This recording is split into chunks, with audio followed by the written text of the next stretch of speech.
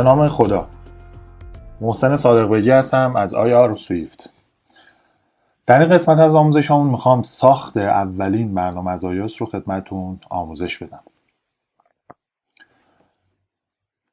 تو این قسمت سعی میکنم یه سری از مباحث و موارد برنامه‌نویسی iOS رو برای ساخت اولین اپلیکیشن پوشش بدم تا با معماری ساخت برنامه اپلیکیشن های iOS بیشتر آشنا بشید. خب مستقیم میریم سر ساخت و نوشتن برنامه. Xcode رو باز کنید. از قسمت Create a New Xcode Project یه پروژه جدید بسازید. از قسمت iOS Single View Application رو انتخاب میکنیم و Next رو میزنیم. اسم برنامه رو میذاریم First App. بقیه موارد Language Swift, Device Universal, Team Organization Name هر آن چیزی که خودتون در نظر دارید رو بذارید. Next رو میزنیم. برنامه رو من تو دسکتاپ سیوش میکنم.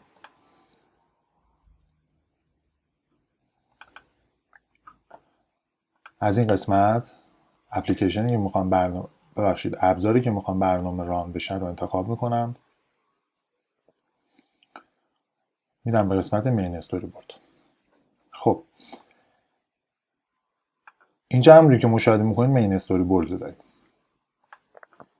برنامه‌های iOS و آبجکت هایی که در این قسمت وجود دارن توی مین استوری بورد در واقع جاگذاری میشن و دست آخر یو آی برنامه‌تون اینجا ساخته میشه. منظور از یو آی همون یوزر اینترفیس هست، یعنی همون ظاهر برنامه‌تون. خب برای این دکمه زرد رنگ یا ویو کنترلر کلیک میکنیم.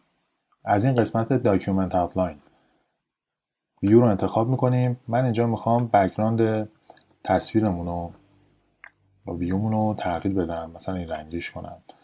کد رنگش هست 76D 3FF اگر میخواید همین رنگ رو استفاده کنید. خب یه لیبل اینجا سرچ کنیم، میذارمش این وسط، سایزش رو بزرگ میکنم. از این خطوط آبی رنگ Xcode استفاده کنید تا بتونید در واقع آبجکت هاتون رو جای مناسبی بذارید. مثلا اگه میخواید این گوشه بذارید دوباره این خطوط آبی رنگ میاد کمکتون میکنه، یا این گوشه فرقی نمیکنه. اینو وسط پینش میکنم. در واقع هر وقت میگیم پین منظور اینه که ستش میکنیم. حالا البته پین کردن یه سری در واقع دستورهای دیگه ای داره، حالا از اونها استفاده خواهیم کرد. منظور از پین کردن منظور این که مثلا تو جاش ستش میکنیم. خب من فونت اینو تغییر میدم. از فونت سیستم اپل استفاده نمی کنم. فقط اینجا میخوام بهتون آموزش بدم که طریقه عوض کردن فونت این لیبل به چه صورت خواهد. از قسمت Attributes Inspector قسمت لیبل اینجا یه گزینه است به نام فونت. بر روی این تی کلیک کنید. از قسمت فونت گزینه کاستوم رو انتخاب کنید. از منویی که باز میشه، یعنی تو این قسمت پایینش فامیلی، من فونت اونیر یا اونیر نکست رو انتخاب میکنم. سایزش هم میارم روی 20 یا 21. اوکی. از قسمت لاینز اینو صفرش میکنم. دلیلش هم اینه که نمیخوام، چون متنام احتمالاً طولانی خواهد بود، نمیخوام در واقع نوشتم روی خط محدود بشه. صفرش میکنم که هر چند تا خط بود بیاد اینجا و زیر هم مثل پاراگراف نشون داده بشه. خب تکست کالر رو هم از منوی کرکره‌ای به رنگ سفید در میارم. خب الان این مشاهده بفرمایید این لیبل من به ظاهر وسطه. اوکی. وقتی من روی این قسمت بر روی اورینتیشنش لندسکیپش بکنم میبینی که این لیبل پرت میشه میاد بیرون. خب برای این کار مجبورم که در واقع واسه اینکه این پرت نشه بیرون میام اینو مقیدش میکنم. از منوی کانستریت در واقع گزینه‌هایی که میخوام اینو مقید کنم و استفاده میکنم. ببینید این بستگی به شما داره که میخواید برنامه، یعنی بستگی به یو آی برنامه شما داره که میخواید قیدهایی که بذارید به چه صورت هستش. خب ببینید من چون میخوام برنامه رو دائما پورتر گرمولی استفاده کنم، زیاد نیازی ندارم که طول و عرض این کنترل یا آبجکت لیبل رو آزاد بذارم که در واقع موقع اورینتیشن یا مثلا موقعی که اورینتیشنش به لندسکیپ یا پورتری تغییر پیدا میکنه محدودیتی ایجاد نشه. خب من میخوام محدودش کنم که این طول عرض رو بتونم حفظش کنم. اوکی. واسه این کار میام طول عرضش رو ثابت میکنم، یعنی تو هر حالت این دیگه طول عرضش ثابت میمونه و از یه سمتی هم بهش در واقع سایز میدم. مثلا میام از بالا هم همین 225 تا فاصله داشته باشه. دکمه اد تیری کانسترینت رو میزنم، از قسمت الاینمنت اینو محدود میکنم که در واقع وسط صفحه باشه. اوکی. حالا من توی حالتهای مختلف، البته چون اون بالا از روی 255 ستش کرده بودم، این مسلما خب 255 رو میخواد ثابت نگه داره دیگه. اوکی. فقط به خاطر اینکه میخوام تصویر رو پورتریت حفظش کنم اینو در واقع از بالا گذاشتم. ببین الان تو حالت مختلف مثلا تو صفحه تبلت و اینا هم همین سایز رو دارم، اون 255 ثابت خواهد بود. خب واسه اینکه در واقع اون 255 هم بخوام از بین ببرم و مثلا تو حالت لندسکیپ هم این وضعیت رو نداشته باشه، میتونم 255 رو حذفش کنم، روی لیبل کلیک کنم و قسمت الاینمنت روی قسمت ورتیکال هم کلیک کنم که بیاد به این صورت در بیاد. هر وقت این خطوط هم زرد رنگ بشه با این گزینه آپدیت اینو در واقع به جاش انتقال میدم. الان ببینید تو هر وضعیتی یعنی وسطه. خب این الان حالت عمودیش میکنم. اوکی. پس این فونت عوض کردم و اتفاقات دیگه. اینجا یه دونه UI image برای نشون دادن عکس ها تو برنامه‌تون از این آبجکت استفاده میکنید. Image View. من سایز اینو تغییرش میدم، مثلا همین هولوهوش خوبه. میخوام لوگوی برنامه رو اضافه کنم بهش. از قسمت سایز اینسپکتور ببین الان میتونید سایز کنترلرتون یا آبجکتتون رو ببینید. ببین الان طولش انقدره، ارتفاعش انقدره. خب حالا همین اندازه رو نگهش میدارم. خب حالا عکسی که میخوام بهش اضافه شه چیه؟ بر روی گزینه Assets کلیک میکنم. اینجا عکس ها و اون مواردی که اضافه است به برنامه معمولا عکس هاست دیگه، مثلا عکس ها و آیکون و این در واقع تشکیلاتی میخواد به برنامه اضافه کنید و از این پوشه باید اضافه کنید. من اینجا لوگو برنامه رو اضافه میکنم، میارم تو این قسمت، نه تو این قسمت، تو این قسمت میذارم.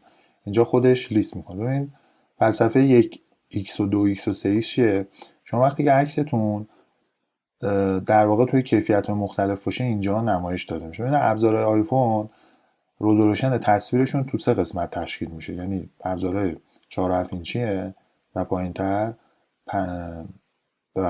4 اینچی و پایینتر، 4.7 اینچی و 5.5 اینچی، 5.5 اینچی و بالاتر. اون 5.5 اینچی بالاتر دیگه میرسه به سمت تبلت ها و اینا.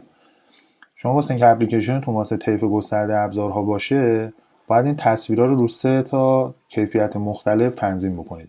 بعد که اون 3 تا رو اضافه میکنید به این قسمت، روی در واقع یه اسم فایل خواهید داشت که در واقع روی این 3 تا ایجاد میشه. حالا اینا ان شاءالله تو برنامه بعدی خدمتتون عرض خواهیم کرد. فقط اینجا چون ساخت اولین برنامه است من نمیخوام موارد رو پیچیده بکنم براتون. خب از قسمت اتریبیوتس اینسپکتور در حالی که UI ویوتون انتخاب شده، از قسمت ایمیج آیار سویفت رو انتخاب بکنید. اوکی. حالا همونجوری که میبینید، من زومش رو بیشتر بکنم، تصویرشون یه ذره کشیده است. خب از قسمت کانتنت مود میتونید در واقع چفتش کنید، تنظیمش کنید که عکس به چه صورت خواهد بود. یا اسپکت فیلش کنید یا مثلا سنترش کنید که به این صورت خیلی بزرگ میشه. این رزولوشن اصلی برنامه است. اسکیل تو فیتش کنید. اسکیل تو فیت یعنی میگه طول ارزش رو به اندازه همین قابی که من ایجاد کردم درست کن. تو قسمت اسپکت فیت از هر جهت فیتش میکنه. اوکی. از هر جهت وقتی فیت میکنه سایزتون درست میشه.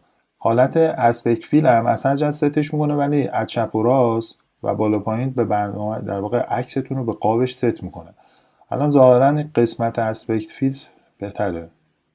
بله دیگه تقریبا لوگوی ما اینجا از همه حالت زیباتر دیده میشه. خب اینم از این. خب من مقیدش میکنم، دوباره همون بحث طول عرض و ارتفاع رو واسش انتخاب میکنم. از بالا هم میگم که انقدر فاصله داشته باشه و وسط هم جاگذاریش میکنم. واسه اینکه تستش هم بکنیم میتونیم لندسکیپ و ابزارهای مختلف همینجا بزنیم ببینیم که به چه صورت درست. اینم لوگوی برنامه. لیبل رو داریم، لوگو رو داریم، یه دکمه هم میخوام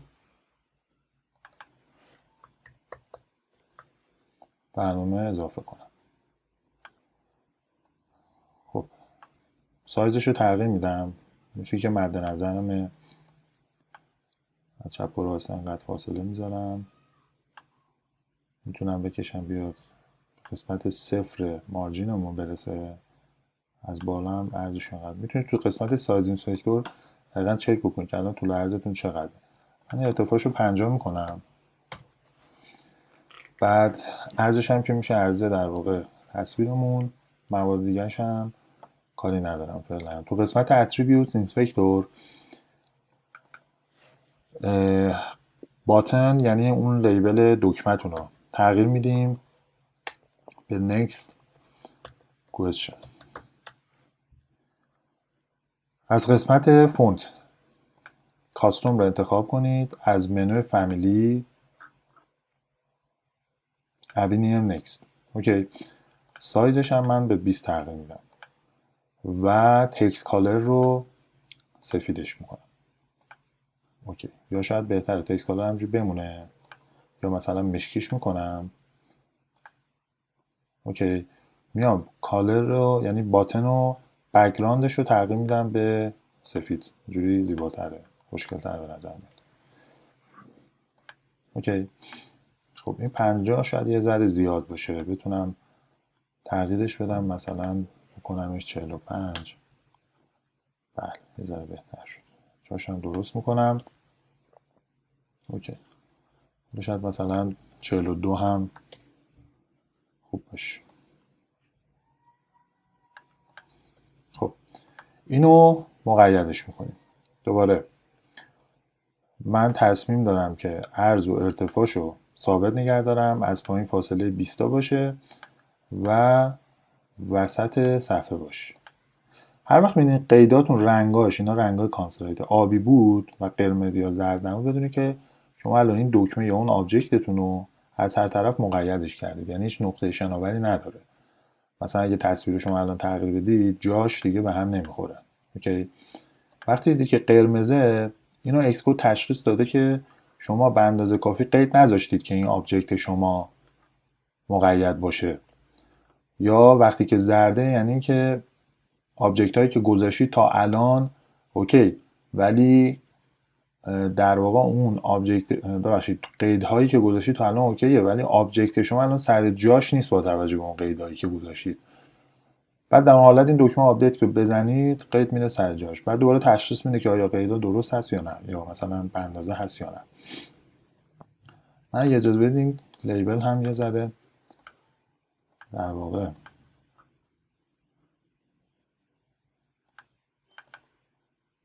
طولش رو اضافه کنم. 263 میکنمش 280 مثلا 5 تا یا مثلا 290، چون مقیده این از هر دو طرف اضافه میشه. شاید مثلا تا 300 تا هم جا داشته باشه. اوکی. خب الان در واقع اون چیزی که یو آی میگن اینه. الان مثلا یه یو آی ساختیم ما. یه تصویری برنامه‌ای که اولین برنامه‌مون هم هست. خب یه دکمه داره، یه لیبل داره و لوگوی برنامه‌مون اینجا اضافه کردیم. تصویرمون هم بک‌گراندش رو آبی کردیم. پروژه رو سیو میکنم. خب حالا به چه طریقی میشه این کنترلرها رو یا آبجکت ها رو به برنامه اضافه کرد؟ فرضاً من الان میخوام نکست کوئسچن هم یه عملیاتی انجام بده، یا مثلا لیبل هم توش یه نوشته‌ای بیاد دیگه. اینو از طریق در واقع امکاناتی که ایکس کد در اختیار ما قرار میده و اون منطق برنامه‌نویسی iOS هستش این کار رو انجام میده. حالا به چه صورت هست خدمتتون عرض میکنم. از این قسمت بالا اسیستنت ادیتور رو میزنید. همونجوری که می‌بینید تصویرم رو دو قسمت تقسیم شد. من اینا رو مخفی میکنم که در واقع تصاویر ما قابل رؤیت باشه، جا داشته باشه. ببین هر آبجکتی دو تا عملیات داره. عملیات حالا من میام مشخصه یا عملیات فرق نمیکنه. دو تا مشخصه داره. یکی این که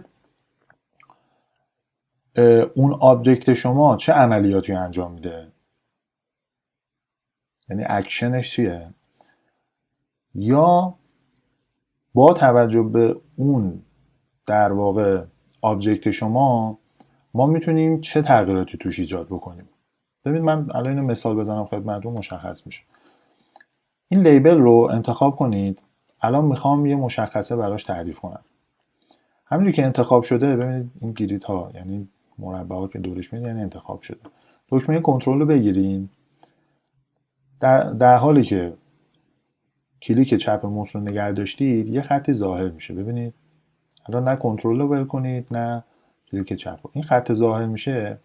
از طریق این خط شما میتونید ببینید الان اون در واقع کپشنی که اونجا اومده و توضیح داره میده نوشته insert outlet or outlet collection. از طریق این در واقع خطی که اینجا ایجاد میشه میتونید ارتباط بین استوری بورد و یا آبجکتتون رو به کدتون ایجاد بکنید. کلیک چپ موس رو رها کنید، یه پنجره باز میشه. تو قسمت کانکشن در واقع نوع ارتباط آبجکتتون با کدتون رو میگه، ازتون میخواد. شما میتونید حالت outlet کانکشن بذارید یا outlet بذارید. اوکی. لیبل ما اکشن نداره. خب اون در واقع آبجکت هایی که اکشن داره خودش مشخص میکنه، توی منوی کرکری معلوم میشه، مثلا میزنه آی بی اکشن یا هرچی. outlet. من اسم اینو این آبجکتی هم که اینجا نوشته یعنی این الان اضافه شده به چه کلاسی؟ کلاس ویو کنترلرمون هستش اینجا. اسمشو میذارم question label. تو نامگذاری در واقع آبجکت ها دقت کنید.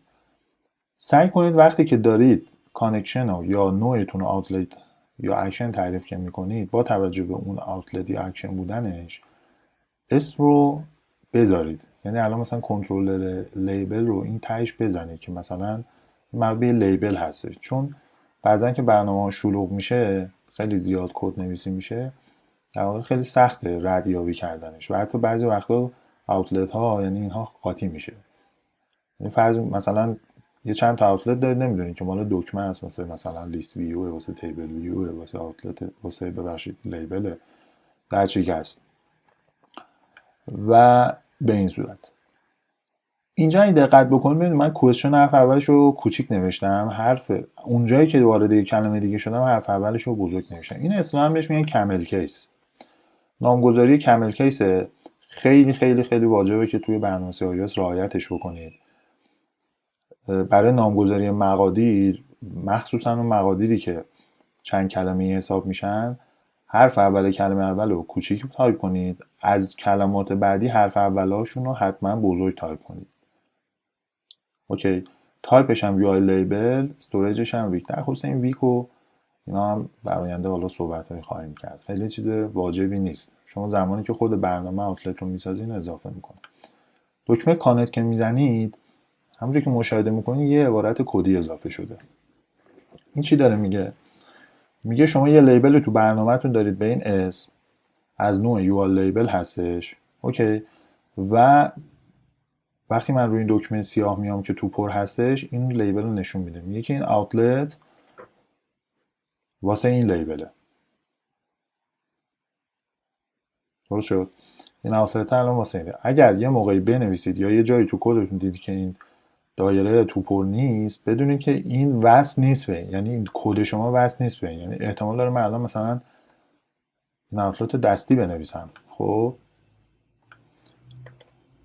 من مثلا میتونم اینم دستی بنویسم. حالا روش دیگه ای واسه ایجاد آوتلت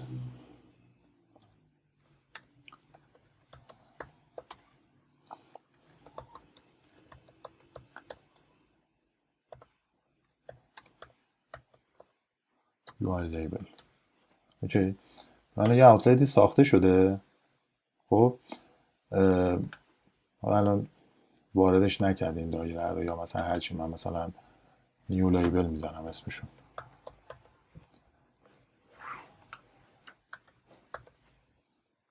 خب یه آفست ساخته شده، دایره بعضا اینجا میاد، دایره دوپلی نخواهد بود. خب بذارید من برگردم به خود ساختار برنامه‌مون.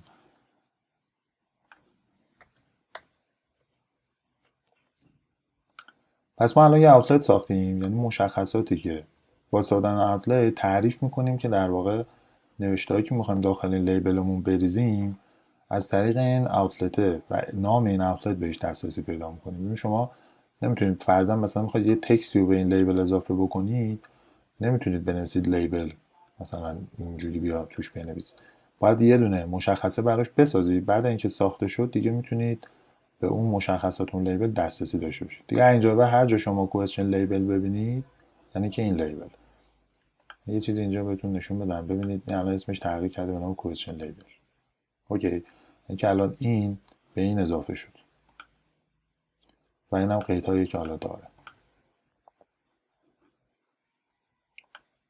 خب تا اینجا من لیبلم رو معرفی کردم به کدم.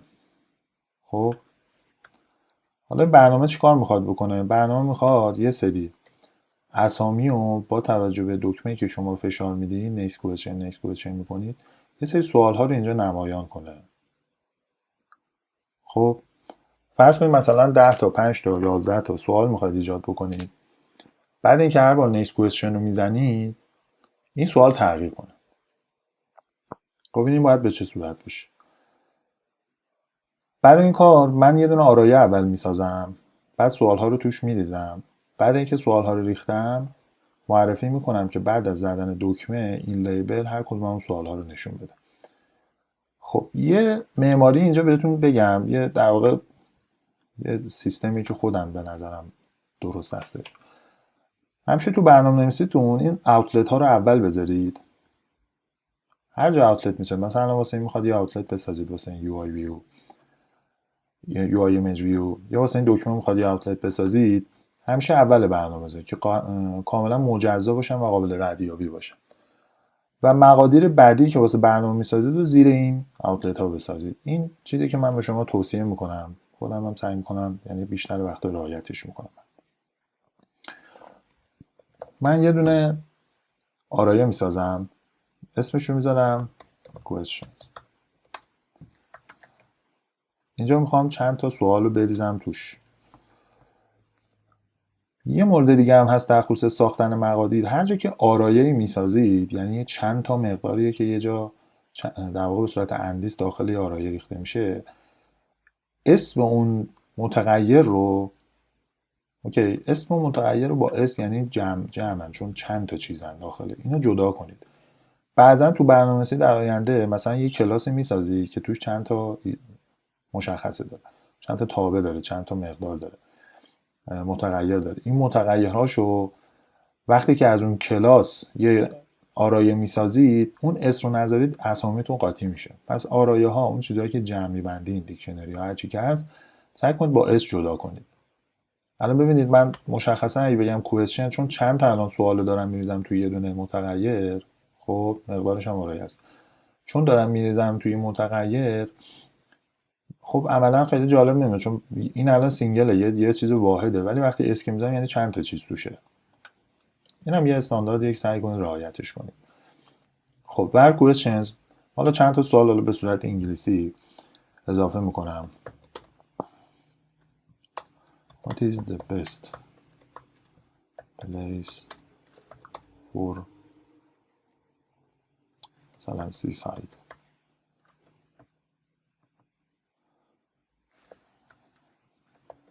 There is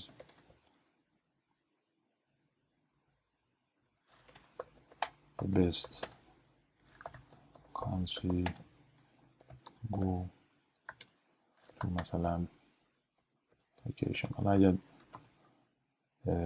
دیکتارش هم درست نیست دیگه ببخشید، نمیخوام الان وقت بذارم برای چک کردن دیکتیشنش.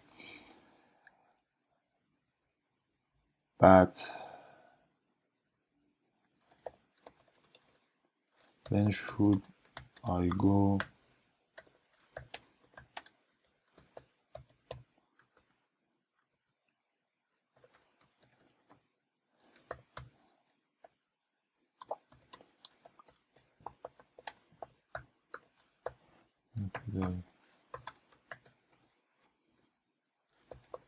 what should I do after I came to home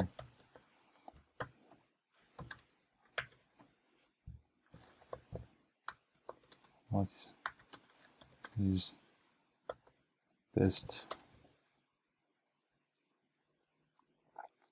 sport.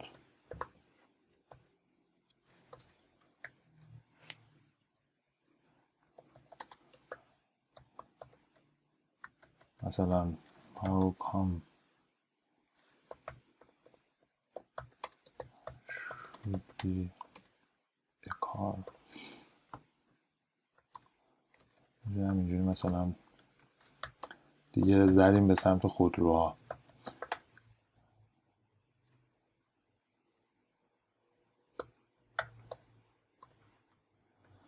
خب همین تعداد کافیه. ببینید به محض اینکه من یه آرایه میسازم یه سری توابع بهش اضافه میشه. الان ببینید من مثلا question رو بزنم، مقادیر بیام داخل این تابع. یعنی کوئسشنی که بزنم یه نقطه بزنم به توابع آرایه‌ایش دست پیدا میکنم. یه سری توابع هستش که زبون برنامه‌نویسی سویفت اضافه میکنه. خاصیت‌های آرایه ها هستش در واقع در برنامه‌نویسی سویفت. یه خاصیت خیلی مهمی داره، اونم کانت. ان شاءالله همینجا ازش استفاده میکنم. خب پس من الان سوالامو ساختم. اینجا یه مقدارم به نام ایندکس میسازم. مقدار اولیه‌اش میذارم 0. تو تابع view did load ببینید اینجا چند تا تابع داریم. بذارین تابع رو من پاکش کنم فعلا میکنم. یه view did load داریم. همونجوری که از اسمش مشخصه زمانی که این view یعنی ویو کنترلر ما لود میشه این تابع احضار میشه. یه دونه هم تابع داریم view did appear. اینجا باشه پیداش کنم. این هم زمانی که ویومون ظاهر میشه در واقع احضار میشه. ببینید موقع لود شدن و موقع ظاهر شدن فلسفه‌اش فرق میکنه. خب بعضا نیازه که شما امکاناتی که واسه برنامه‌تون دارید و داخل این تابع بذارید وقتی که به محض اینکه میخواید برنامه‌تون اجرا بشه انجام بشه، یا بعضا باید اینجا بذارید. این دیگه با توجه به نوع برنامه‌نویسی و شناختی که از این کدها دارید و توابع دارید مشخصاً برخورد خواهید کرد و حتما اجراش میکنید. من واسه اینکه در واقع برنامه به محض اینکه لود شه یه دونه به ایندکسم اضافه بشه و اون لیبل من اولین سوال رو نشون بده، من میام در واقع اون لیبل رو با اون سوال اولش سوال اول questions مقدار سوال اول questions میریزم تو اون لیبلم. به چه صورت؟ به این صورت question label text یعنی مقدار تکستش رو برابر کن با questions index. حالا من برنامه رو لودش بکنم، اولین سوال رو این لیبل من میفته. خب اجازه بدید یه بار برنامه رو ران کنیم.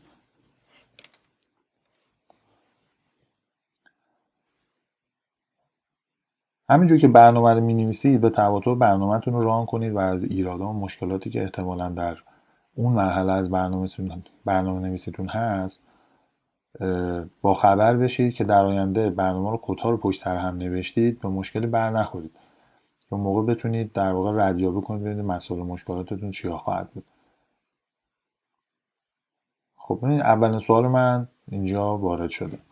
حالا اگه دقت بکنید next question من کاری نمیتونه انجام بده. چیزی نداره. هیچ عملیاتی نمیتونه انجام بده. در صورتی که من میخوام وقتی این next question رو میزنم وارد در واقع سوال بعدی بشه. چند تا لغت اسلاتی. خب حالا واسه این که ببینید اونجایی که دقت کنید من کلیک کردم، کلیک وقتی میکنم یعنی دارم یه اکشنی انجام میدم دیگه. یعنی حالا شما الان اینجا کلیک داریم، شما زمانی که گوشی دستتون رو تاچ میکنید یه اکشن دارید انجام. حالا بعد اون اکشن رو واسه برنامه اضافه کنم. واسه دکمه دوباره دکمه کنترل و کیبورد میگیرم، کلیک چپ موس رو فشار میدم، همینجوری در این حالت که هر دوتا رو نگه داشتم میام در واقع این پایین کلیک رو ول میکنم و نوع تابع رو مشخص میکنم. ببین الان واسه شما دکمه اکشن داریم. اکشن انتخاب میکنید. چرا؟ چون میخواد یه عملیاتی انجام بده. دکمه‌تون میخواد یه اکشن انجام بده، یه فعالیت انجام بده. نیمش هم میذارم نکست. ببین دقت کنید نامگذاری و نکست question tabbed. یعنی که وقتی اینو فشار میدم دکمه next question این اتفاقا واسش میفته. بقیه موارد این ایونت ها رو دقت کنید چند تا ایونت داره. این تاچ اپ اینسایت واسه ما مهمه چون وقتی که تاچ میکنید در واقع این اتفاق میفته. حالا موارد دیگه هستش که به هر حال به فراخور، یعنی ایونت ها، اون رویدادهایی که هستن به فراخور برنامه‌نویسیتون ازش استفاده خواهید کرد. آرگومنت هم حالا میتونه هم یو آی ببخشید این سندرشه، همون در واقع فرستندش مشخص میکنه. این در واقع مشخص میکنه که فرستنده ما از اکشن به چه صورت خواهد بود. کانکت رو میزنیم. اینم یه مورد دیگه توی برنامه‌نویسی دقت بکنید. ببین اکشن ها رو سعی کنید انتهای کد هاتون وارد کنید. اون فانکشن ها یا توابعی که خودتون میسازید و بالای اکشن هاتون هم انتهای برنامه‌تون ایجاد بکنید. خب من میخوام در واقع زمانی که نکس رو میزنم، درسته، کوئسشن من این آرای من همینجوری رو لیبل نمایان شه. درسته. باید چیکار کنم؟ این ایندکس رو واسه چی ساختم؟ یه شمارنده ساختم، خب که زمانی که چون الان صفر دیگه، درسته، من اینو یکش بکنم این به در اندیس یک این در واقع آرای من دسترسی پیدا خواهد کرد. ببین الان از اینجا تا اینجا تا زمانی که این ویرگول رو اضافه کنم کاما رو، اندیس صفرمه. اندیس ها هم که تو زمانهای برنامه‌نویسی از صفر شروع میشه. حالا اگه آموزش قبلی من دقت کرده باشید مشاهده کرده باشید اونجا توضیح دادم. این از در واقع یک شروع شده، از صفر شروع میشه، یک میشه، دو میشه، سه میشه، چهار میشه، پنج. به هر حال من واسه اینکه بتونم این اندیسا دسترسی پیدا کنم باید یه شمارنده ایجاد کنم. ببین اگه دائما صفر باشه من فقط همین یه سوال خواهم داشت. خب حالا ایندکس اینجا به کارم میاد. خب من به سوال اول اینجا دسترسی پیدا کردم. خب در زمانی که برنامه لود شد همینجا میتونم بگم ایندکس منو خب برابر با یکش بکن که تو لحظه این که دکمه رو میزنم خب اونجا یعنی اندیس شماره یک، یعنی سوال دوم رو دیده باشم دیگه، برنگردم به سوال صفرم. خب حالا چکش میکنم، برنامه رو ران میکنم ببینیم کار درستی کردیم یا نه. خب تو اینجا می نویسم question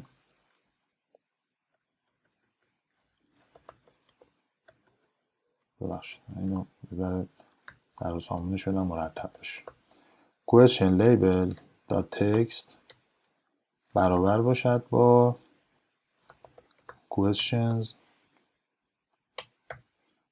index. اوکی، این زیرم معرفی میکنم ایندکس من یکی اضافه بشه، یعنی هر زمان که من دکمه رو فشار میدم یه دونه به ایندکس هم اضافه بشه. دفعه بعد که فشار میدم اون یه دونه اضافه شده هم میفته تو این. ببینید الان فرضاً من برنامه رو اجرا میکنم،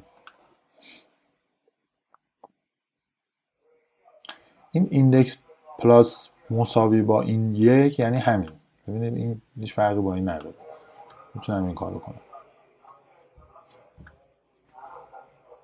ایندکس پلاس 1 این همونه، فقط واسه اینکه خلاصه نوشته بشه.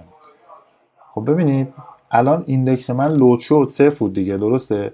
وقتی که صفر میشه اندیس صفرم این آرای کوئسشن من ریخته میشه توی این لیبل. من زمانی که نکس رو میزنم، خب زمانی که نکس رو میزنم چون اینجا بعد از این عبارت من ایندکس رو یه دونه اضافه کردم و به محض اینکه دکمه رو زدم اولم رسیدم به این عبارت دیگه، یعنی کوئسشن لیبل تا مساوی با کوئسشن ایندکس. این ایندکس الان یک شد دیگه در زمانی که در واقع این ویو کنترلر من لود شد این عبارت یک شد. چرا؟ چون من اینجا تعریفش کردم. حالا الان سوال اول دارم، دفعه بعد یعنی دکمه رو که زدم ایندکس من یه دونه بهش اضافه شد، الان ایندکس من 2 برمیگرده برنامه دوباره عدد 2 رو میکنه، یعنی سوال سوم میریزه توی در واقع لیبل من. الان میام تو وارد عدد 4 میشم، 5م ششم مثلا اینجوری. اوکی. این BMW سوال آخرم. حالا ببینیم بعد اینکه سوال آخر شد چه اتفاقی میفته. ببین برنامه کرش میکنه. چرا کرش میکنه؟ خدمتتون عرض میکنم. خیلی هم دیگه کرش رفت وارد یه سری چیزای. خب خدمتتون عرض خواهم کرد که چرا کرش کرد. ببینید دلیلش مشخصه. این ایندکس همینجوری داره میره بالا دیگه تا یه جایی رسیده خب که عدد ایندکس بیشتر از عدد اندیس های این آرایه شده. خب حالا من دقیقا نشمردم ببینم اندیساش چقدر هستش. میتونم همینجا یه عبارتی بنویسم پرینت کن ایندکس رو که دقیقا بدونم اندیس ها به چه صورت خواهد بود. حالا میتونم قبل از این بذارم که بتونیم دسترسی پیدا کرده باشیم به ایندکس. حالا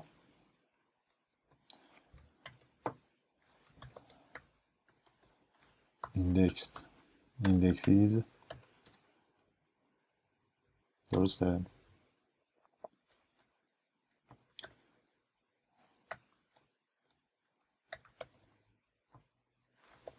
ایندکس رو بذارم و همچنین ببینم که اندیس در واقع کوئسشن من چند هستش. کلیک کن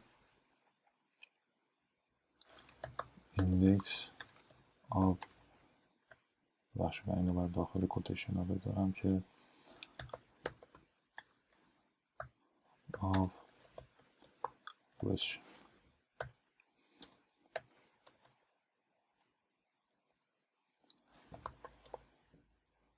questions dot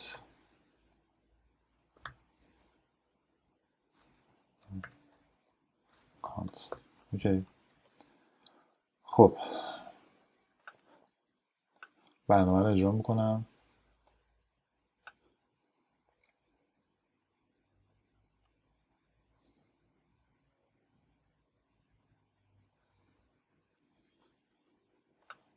ببین الان اندیس ما یک هست.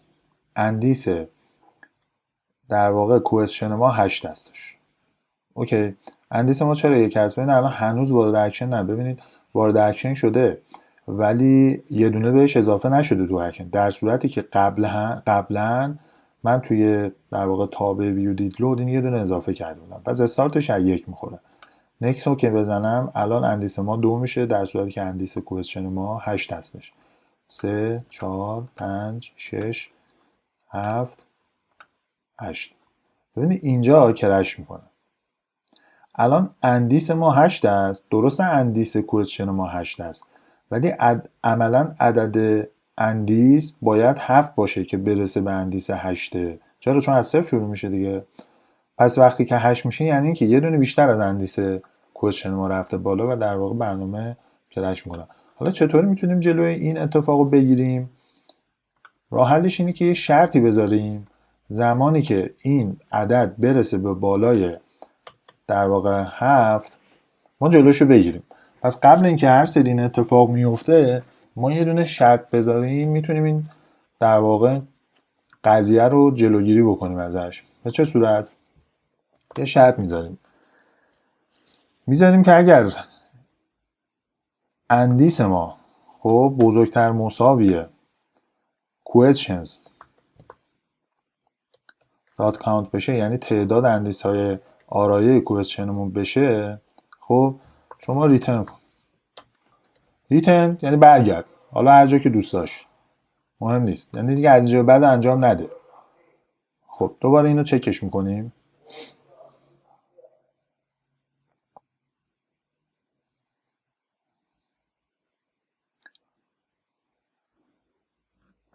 next question next تا اینجا همه چی درست. اینم سوال آخره. اوکی. وقتی که میزنم نکست رو دیگه چه اتفاقی؟ برنامه کرش نمیکنه. چرا؟ چون اومدم اینجا جلوشو گرفتم دیگه. گفتم که اندیس وقتی که بیشتر یا مساوی کوئسشن دات کانت بشه شما برگرد. چرا نمیشن بیشتر مساوی؟ چون اینجا ثابت شد که وقتی عدد اندیس ما با اندیس آرای کوئسشنمون برابر باشه برنامه کرش میکنه. پس دیگه نمیذارم هم مثلا مساوی باشه. وقتی که مساوی بشه دیگه حالا بزرگترش هم میذارم که دیگه در واقع بعد از اونم هر عددی باشه هیچ اتفاقی نیفته. حتی میتونم اینجا یه پیام واسه یه کاربر ایجاد بکنم. یه پیام ایجاد بکنم که زمانی که عدد اندیس رسید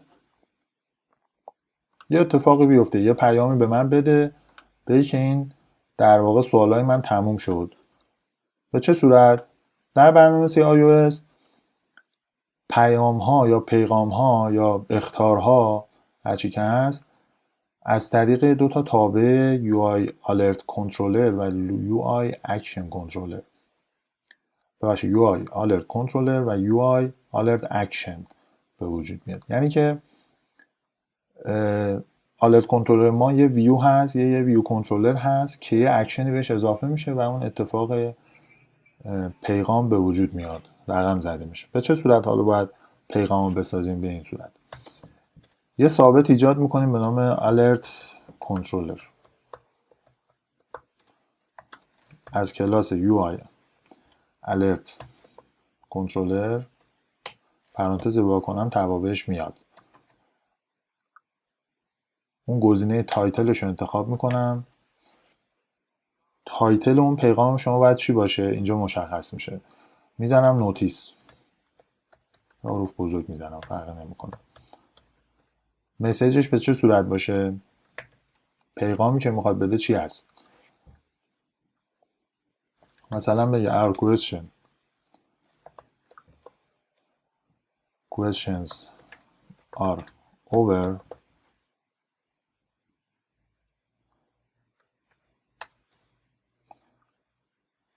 مثلا please try not to press یا مثلا tap next question button. این همون پیغامی که نمایش داده میشه. پریفرد استایلش چی باشه؟ یه در واقع نقطه رو که بزنید اون توابع این قسمت پریفرد استایلتون میاد. گزینه آلرت رو انتخاب کنید. آلرت همون پیغامی خواهد بود. اکشن شیت اون پیغامایی هستن که از زیر در واقع صفحه آیفونتون میان بالا. معمولا وقتی میخواد یه مطلب چیزی شیر کنید اونها اکشن شیت هستن که میان از پایین میان بالا. آلرت رو انتخاب کنید. خب ما آلرت کنترلرمون رو ساختیم، یه اکشن هم باید بسازیم. آلرت اکشن UI آلرت اکشن رو انتخاب کنیم. گزینه تایتلش، حالا اکشن ما میخوایم چه گزینه‌ای؟ اوکی، نات اوکی، کنسل، هر چی که داشته باشین اینجا مشخص میکنیم. استایلش هم کنسل میگه که وقتی که منظورش اینه که وقتی اوکی زدی دیگه پیغام بره. اوکی. هندلرش هم نیل، یعنی همون پوچ، خالی، نمیخوام عملیاتی توش انجام بشه. ببینید این هندلر یه گزینه‌ای هسته که زمانی که بخواید بعد اینکه اون دکمه رو میزنید یه اتفاقی بیفته بعد اون اتفاقات رو تو قسمت هندلر بنویسید. ما اینجا نمیخوایم اتفاق بیفته، فقط میخوایم بگیم اوکی دیدیم، یه دکمه رو نمیزنیم. حالا ما اکشن و الرت کنترلرمون دو تا قسمت مجزا، ما حالا باید اکشن رو به کنترلرمون اضافه کنیم. به چه طریق؟ به این صورت الرت کنترلر دار اد اکشن. خب اون اکشنی که اون داخل پرانتز گذاشته میشه چیه؟ همین الرت اکشنی که ما ساختیم. خب تا اینجا هم اضافه شد، یعنی الان یه دونه پیغام ساخته شده. ولی چجوری باید نمایش داده بشه؟ به این طریق پرزنت یه تابعی هستش که پیام ها رو در واقع نمایش داده میشه. حالا چون داخل یه تابع هست میتونم سلف داد پرزنت رو بذارم. خب UI ویو کنترلر و هرچی که هست، همونجور که اول توضیح دادم در واقع آلرت کنترل ما یه ویو کنترلر هست. خب از طریق تابع پرزنت میخوایم نمایشش بدیم تو اون قسمت UI کنترلر تایپ میکنیم alert controller animated، یعنی به صورت انیمیشن نشون داده بشه یا نه بله، و کامپلیشنش هم نیل. اوکی، پس تا اینجا این پیغام هم ساخته شد. برنامه رو من رام میکنم ببینیم اتفاقی که خواهد افتاد.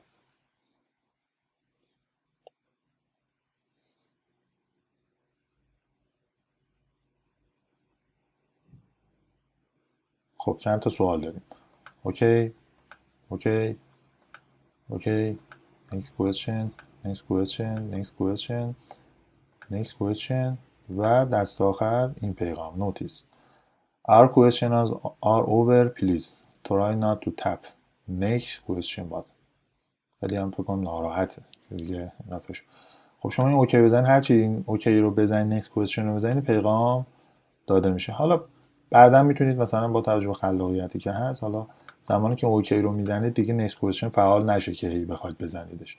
یعنی یه ذره پیغام ناراحت تر باشه احتمالاً next question رو هم در واقع میتونه غیر فعالش کنه. حتی یه جوری برنامه بنویسید که بعد از اینکه 3 بار این پیغام رو نشون داد، دفعه سوم بیاد بگه دیگه شما 3 بار تموم شد، اصلا دیگه این چون این کنترل ها و لیبل ها اینا دیگه نمایش داده نشه. این اتفاقات میتونه باشه بیفته. یه باید با توجه به اینکه چه خلاقیتی میشه تو برنامه نویسی بخرج.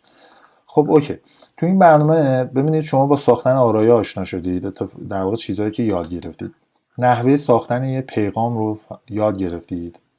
اوکی، با شرط ها توی برنامه‌نویسی iOS یا سویفت آشنا شدید. خب گزینه پرینت رو یاد گرفتید که چجوری در هنگام نوشتن برنامه iOS بتونید از این گزینه استفاده کنید و اون مقادیر خودتون رو ترک بکنید. ترک یعنی که ردیابی کنید. مثلا یه جایی به عددی شک دادین، پرینت رو که میزنید مینویسید توی دیباگریاتون میتونید رقم ها عدد هاتون رو چک بکنید. این خودش یه جور مثلا دیباگه. میتونید در واقع با استفاده از این گزینه پرینت به این مقادیر دسترسی پیدا کنید. آشنا شدید با یه سری خلاصه نویسی ها، مثلا ایندکس پلاس مساوی مثلا 1 و ویو دید لود و ویو ویل اپیر رو آشنا شدید. نحوه طراحی در واقع، حالا طراحی خیلی نمیشه، ببخشید طراحی خیلی نمیشه بهش گفت، ولی به هر حال یو آی دیزاین که صحبتش میشه اینجا در واقع به این صورت خواهد بود که باید بنویسید، در واقع طراحی کنید و بعد ارتباطش با برنامه‌تون رو در واقع به چه صورت خواهد بود. نحوه ارتباط اوتلت ها، اکشن ها به کدتون رو یاد گرفتید.